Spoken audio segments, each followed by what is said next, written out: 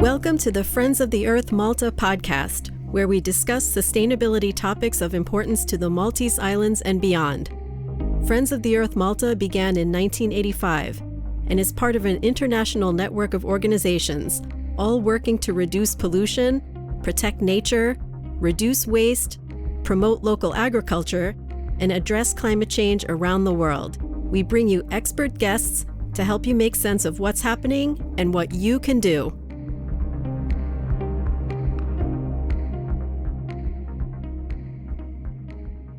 We are here today with Paul Farrugia.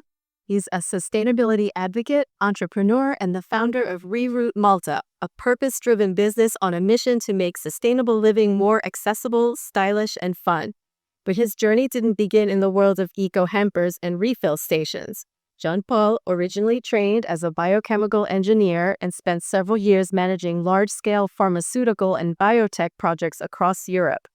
With a strong background in science and operations, he climbed the corporate ladder until he realized his true calling was rooted in something far more personal and urgent, the climate crisis. Swapping boardrooms for retail, Paul took a bold leap and rerouted his life back to Malta, where he launched ReRoot, a one-stop shop for plastic-free, planet-friendly goods. From locally curated gift hampers to natural beauty, homeware, and refillable cleaning essentials, ReRoot champions a practical and modern approach to low-waste living. Outside of his work, Paul is an endlessly curious soul who will talk your ear off about regenerative agriculture, food system, or his latest travel adventures. So welcome, Paul. Thank you, Beth. Thank you very much for having me. So happy to be here with you doing this podcast. So, we heard a little bit already, but tell us again, what is ReRoot all about and how did you come to start it? So ReRoot essentially is a bit of a love child between the ideas of both myself and my sister, who is the co-founder as well at ReRoot. We've always been quite, I would say, I wouldn't say just advocates, but very passionate about the environment, passionate about the climate crisis. And at that time, in 2018, 2019, there was a nice, let's say, momentum being built around the whole single-use plastic issue, right? Especially around corporations, around the environmental crisis that single-use plastic was causing. And I think at the same time where I was living, at the time I was living in Switzerland, we actually just had our first zero waste store open in the heart of Basel, the city where I was living. And I used to visit it many, many times and buy my own products from there. And it became more from a habit than to a lifestyle. And I began saying to myself, okay, there's something I would really like to implement myself. It would be this, but the only place I could imagine doing that would be somewhere like Malta, somewhere where I can really see a difference, not only that I'm implementing myself, but also something that, is being implemented for my own culture, for my own people, for my own country. So yes, in the end, we just started, we sort of rerouted 2019. Since then, it's really changed quite a lot. From retail, we expanded then into distribution, we worked into services, and we also focused on the social vacation aspects as well. Mm-hmm. Wow, this is great. So why do you think the issue of waste is something that needs more attention in the first place? I think the problem lies for me, at least having in the retail space and now having 5 years, let's say, knowledge or understanding of how the sustainability business works, as well as from a commercial aspect, what people tend to end up by really going for and really shopping. This kind of materialistic, capitalistic kind of mentality has generated way too much waste, right? We see this in the form of food waste. We see this in the form of fast fashion. We see this in the form of offcuts coming from industry like the leather industry or even for the fashion industry. And what I see is the pity in a sense that corporations miss that kind of opportunity of utilizing waste to their own benefit, right? So I see the points from a business perspective, right? We're still living in a culture where at the end of the day, we still need to make a living, we still need to make money, and businesses are also in that kind of aspect try to do so. And I'm kind of, let's say, I feel that through ReRoot over the past 5 years, I've changed my mindset in terms of working against the large corporations and being way to push forward and to try and kind of like break that kind of capitalistic mindset down. It's more about working with them to try and help them understand that there's an underutilized resource over here that they can really tap into that can end up by further helping to support reducing, tapping into already very reducing resources, natural resources, right? But euthanizing already available waste resources like food waste to kind of like create new products that they can further market themselves at the same time further benefits society from a food waste perspective or a material waste perspective as well as the environment. So, yeah. Yeah, I love that. And I definitely want to speak to you more about food waste. But I was wondering in general, like, how are people responding to the store's concept? Like, are people in Malta enthusiastic about the idea of zero waste? Like, are they getting it and why it's important, or are we not quite there yet? Europe. Oh, I think it's a funny kind of like, how can I say, look, we've been doing it for 5 years. For sure, what we always tend to end up by saying in the Monty's kind of like culture as well as market, we're always like 5 years behind the rest of Europe in a sense, where it's it's a concept that I think people are aware about, and it's only been growing, right? Every single year, we end up by seeing more and more people being captivated by the idea of trying to kind of reduce their overall waste consumption, or let's say their overall consumption, and going for more, let's say, good quality, long lasting products which can be reusable and repurposable. Now, what we've tended to see in terms of obviously at the beginning when we first opened, it was more extra shopping versus more these kind of like community. And now that's really kind of like shifted. I think what's caused the shift, in my opinion, in the past 2 years is the kind of the wellness industry. I think people are super, super aware nowadays of what they're putting on their body, what they're putting into their household, and what they're consuming. And for that, or because of those factors, because there's a wide scale level of education going out there on social media, TikTok accounts, podcasts, etc., that because people are so aware now and they have that availability and that possibility of making those conscious decisions and being able to educate themselves to be able to actually purchase better and consume better, they indirectly end up by purchasing products which are more natural, more organic, and more reusable. So the wellness industry and this idea of like me consuming better for myself because I want to have more longevity, live a healthier, better lifestyle, and also for my family, for my friends, for my kids, is also having a better knock-on effect essentially for the environment and kind of cause in terms of shopping better for the environment and sustainability. So we're seeing a kind of like a nice shift moving in that direction slowly. That's nice. That's great to hear. So, what are some of your favorite examples of companies that are making the effort to reduce waste? There you have so many, right? So, are you sitting here in your store surrounded amazing examples? I would say if we're talking about food waste specifically, my favorite brand that I love talking about is Upcircle. It's a skincare brand based in the UK, and I think we've been stocking Upcircle now for nearly the full time since we've actually opened ReRoot. And basically, Upcircle, what they do is they manufacture everything in the UK, they source everything in the UK, but more importantly, what they try to do is they incorporate food waste ingredients back into the formulations of their skincare products. So, for example, they started off as a brand. They're also coincidentally a brother and sister brand. So they were like similar to us, brother and sister coming together to form another company. And they started off by manufacturing facial scrubs and all these scrubs using coffee scrub, using basically end of days coffee, right? So they started off with their own coffee ways that they were generating from their friends, their family. Then they expanded to their local coffee shops, local baristas, things like this. And then when the company really grew, they actually created a huge network throughout Birmingham, Bristol, London, Manchester, where they collect all the food waste, let's say the coffee waste coming from end of days from coffee shops, baristas. They send that to their formulators. If I'm not mistaken, they're just outside of London. And they reincorporate everything basically back into their formulations to create facial scrubs. They create facial oils, eye cream, body scrubs.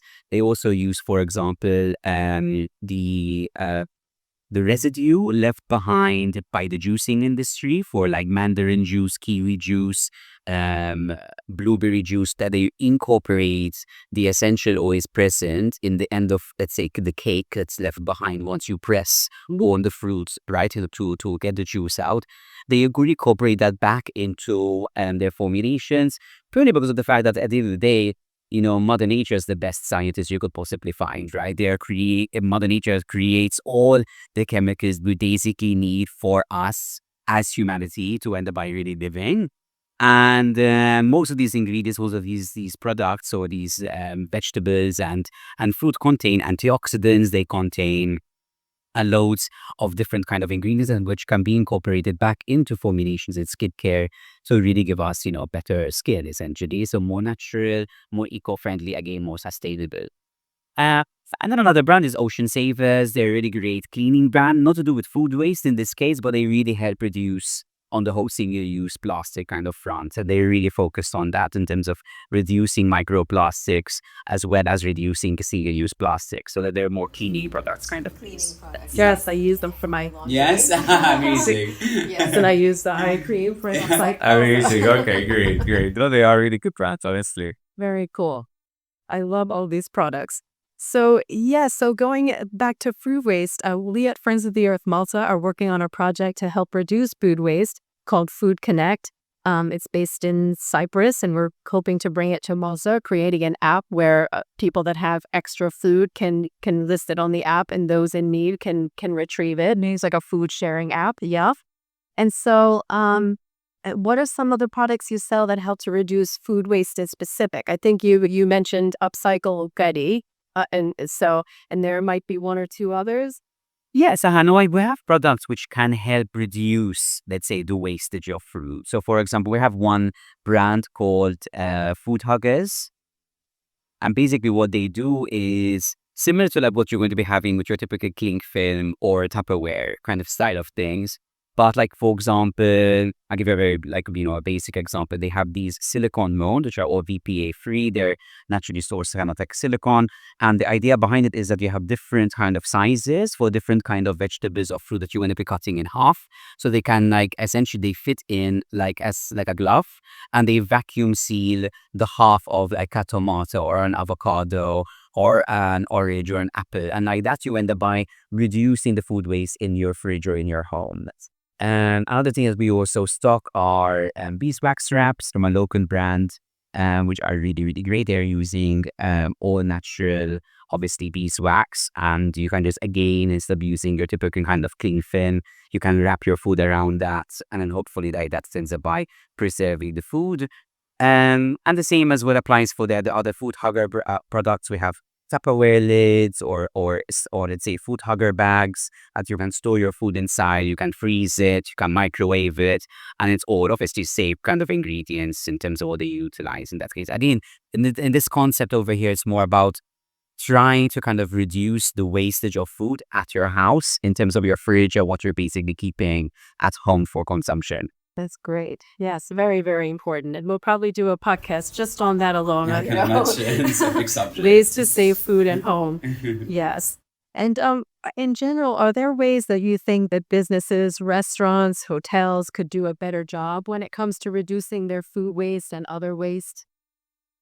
I think in Malta in general, I always find that the big problem that we tend to end up by facing is space, right?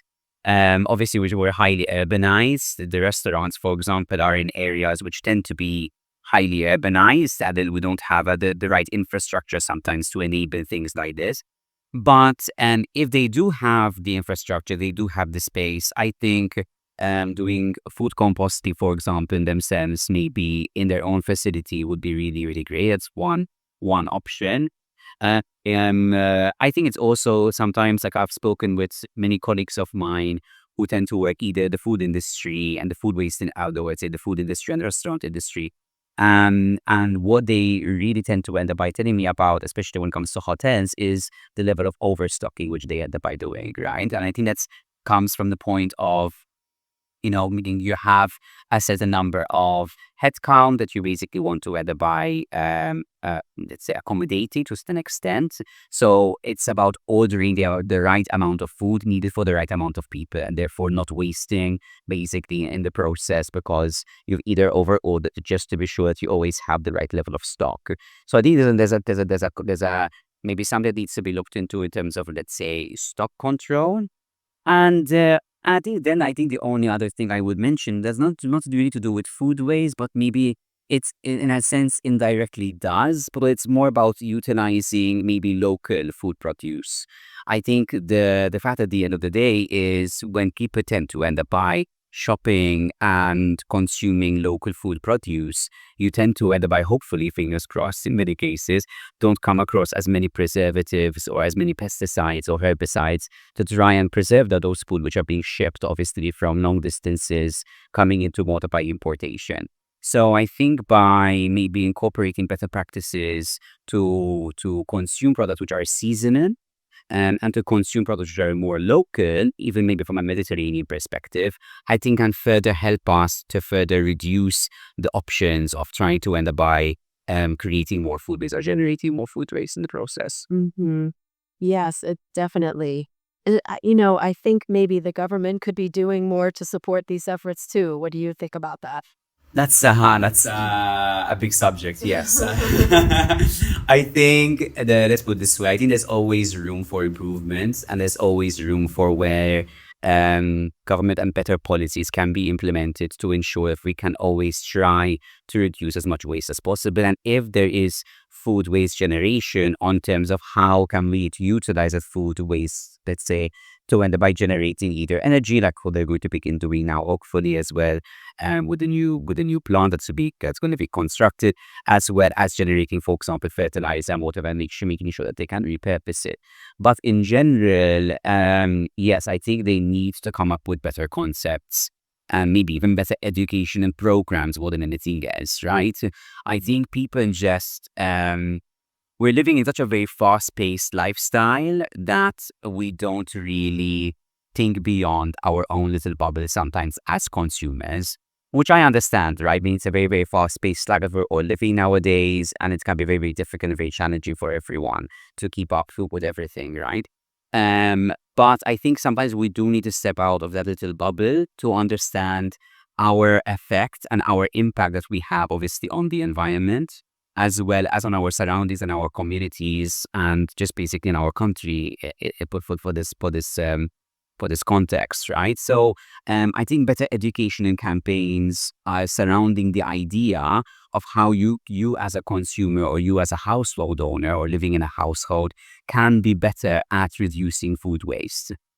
And they had done this at one point when they were really kind of trying to push the idea of organic waste, and they gave all these bins, and that was super, super great. But I found that the buck kind of stopped there in a sense, because the further education required to understand why it's important and other aspects you can do at home to further good use that waste was a bit missing.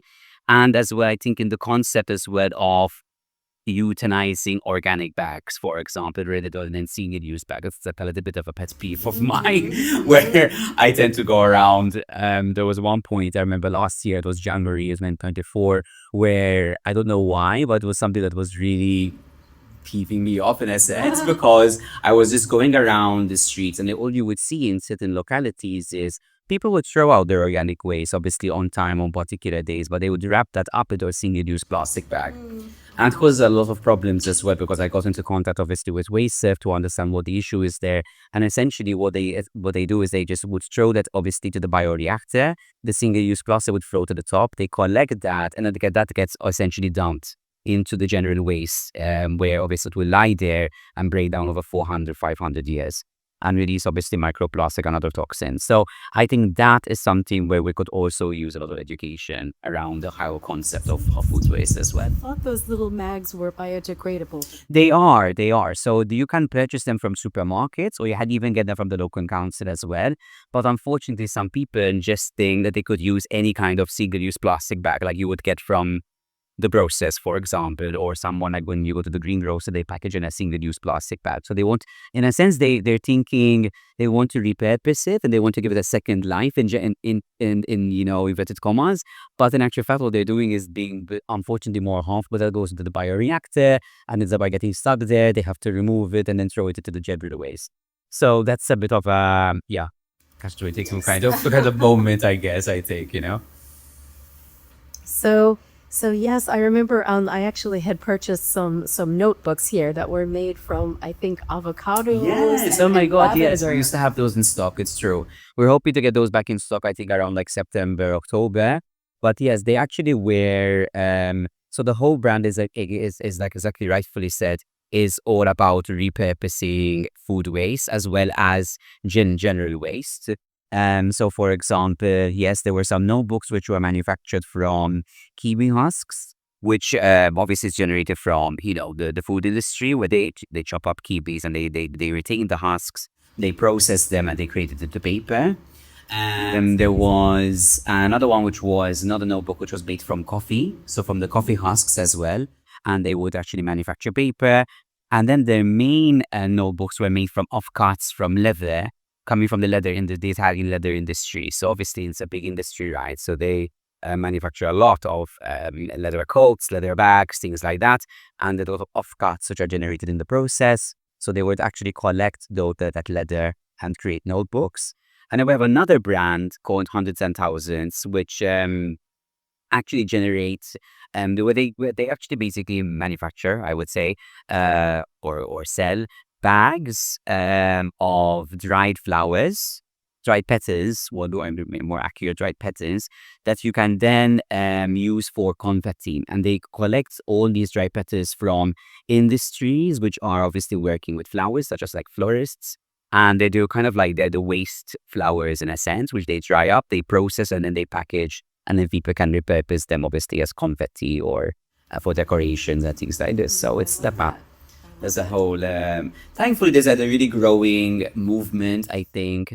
And it's giving, I think, the overall kind of like the enthusiasm we're seeing around either young people or innovators and entrepreneurs is really incorporating, I feel, sustainability into their businesses, whether even it's something as simple as jewelry, but all the way as something as more complex as AI or data analysis. People are really beginning to incorporate the idea of sustainability into the core center of their businesses. So that's obviously great when we see these kind of things. Yes, I hope so. I hope so. I remember when I used to live in New York, there was a company that was making bread out of the yeasts that were used for the beer industry. Amazing. The hops. Or Oh, whatever. wow. Yes. Okay. That's really cool. So that was very cool. Bread made out of, the beer waste. That's Yes, amazing. and it was for young people. It's very entrepreneurial. Uh-huh. So I loved it, We have another brand you just mentioned because you remember now all of them are coming back to me. We have another brand which we just started working with. We only got a bit of stock just to try it out, obviously, and whatever. But they're basically cleaning. It's a cleaning brand. It's like a bar or soap, a circular soap, which comes in a clay pot. And the idea behind it is you can use it as your dish soap. So then you basically have a brush and you rub it onto the soap and it lathers and you wash your dishes with. And the soap is generated from repurposed cooking oil coming from all the restaurants in Amsterdam. So what she does is she's a Brazilian, really beautiful. I think the company is called Boa Vista. They're based in Amsterdam. I think she has a culinary, let's say, background, and she actually goes around multiple different restaurants in Amsterdam, collects their used cooking oil, essentially, which technically would go down the drain, or is processed in a very particular way. I'm sure in Amsterdam, if I can move into, unfortunately.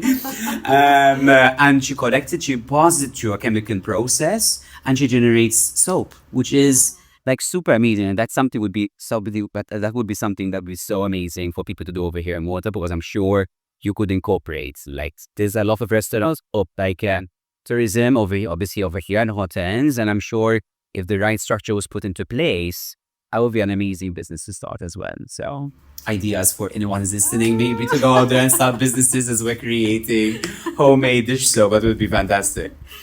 And one last question. I see over here you have some Yes. jams and things. Yeah.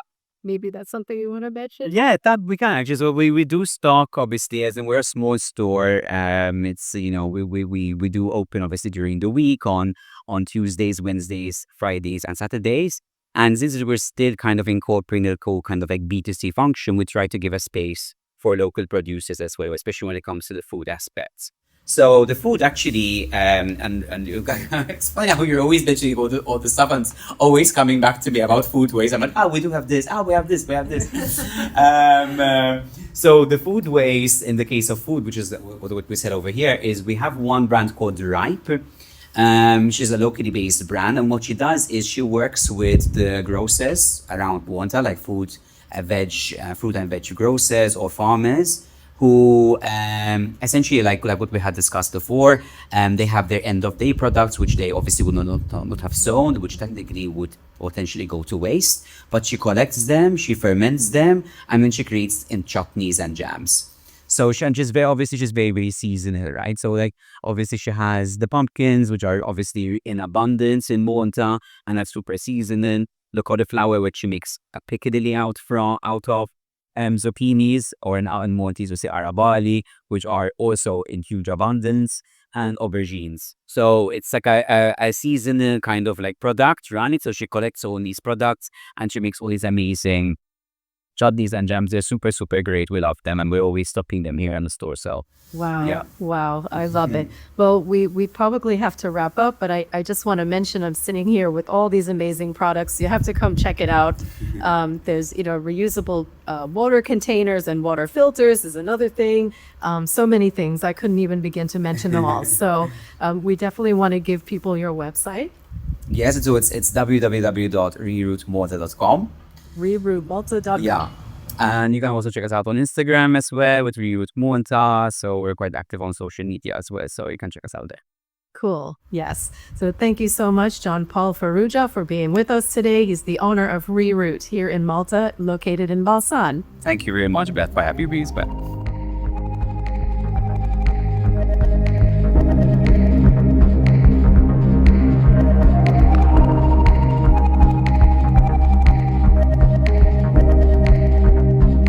Thank you for listening to this episode of the Friends of the Earth Malta podcast, where we discuss sustainability topics of importance to the Maltese Islands and beyond.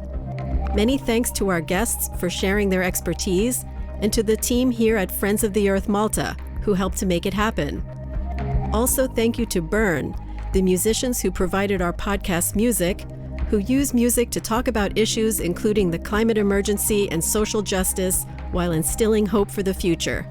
See their solar-powered website at burnofficial.com. You can learn more about Friends of the Earth Malta's work on our website, fomalta.org, and by following us on our Facebook, Instagram, or LinkedIn pages. And please be sure to sign up for our monthly newsletter, where you can keep up with all of our ongoing events and activities. We'd love to hear your feedback. See you next time!